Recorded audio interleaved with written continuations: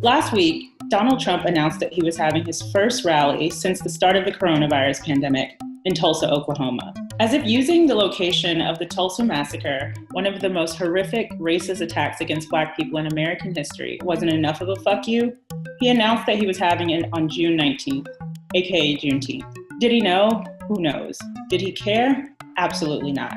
But in a rare and clearly not written by him admission of defeat that included full sentences, periods, commas, and other good grammar, Trump actually conceded and moved the rally. Trump supporters said he didn't know the significance of the date. While survey says that's probably a lie, America does have a broken education system. So I'm going to lay out what Juneteenth is and why it's important. So what is Juneteenth? For starters, it's not America's other Independence Day, or even our second Independence Day. It's the Independence Day. Look, I'm not trying to shit on anyone's literal 4th of July parade. It is the day that delegates came together from the 13 colonies to adopt the Declaration of Independence. Unfortunately, the freedoms in that document didn't extend to the tens of thousands of enslaved people in our new country. So as abolitionist leader Frederick Douglass said on the day after Independence Day in 1852, this 4th of July is yours, not mine. You may rejoice, but I must mourn. Our independence wouldn't come until much later, and it took a whole ass civil war. On January 1st, 1863, 2 years after fighting had begun, President Abraham Lincoln issued the Emancipation Proclamation to destabilize the Confederate States and give over 3 million enslaved people in the South their freedom. However, Texas being Texas, continued enslaving Black people for another 2.5 years. Explanations for the delay have varied over the years, but the most common story told is that the messenger delivering the news of freedom was murdered on the way.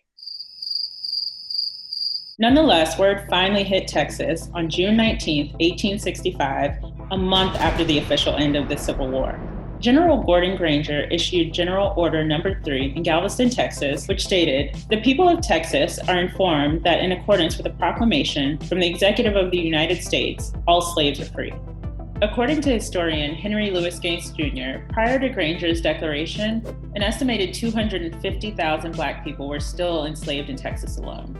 Despite the fact that slavery as we know it wouldn't end until ratification of the 13th Amendment in December 1965, June 19th or Juneteenth was a day that America's remaining enslaved people found out they were freed, resulting in massive celebrations full of food and fellowship.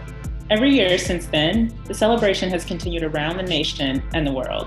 47 states and the District of Columbia recognize Juneteenth as a state holiday or special day of observance. The 3 states that don't do either are Hawaii, North Dakota, and South Dakota.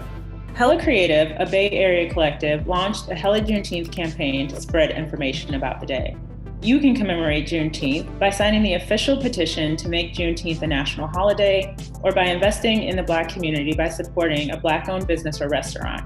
You can also donate to the Fight for Black Lives. For more information, go to hellajuneteenth.com. In America, you can set off your fireworks, just make sure it's on the right day.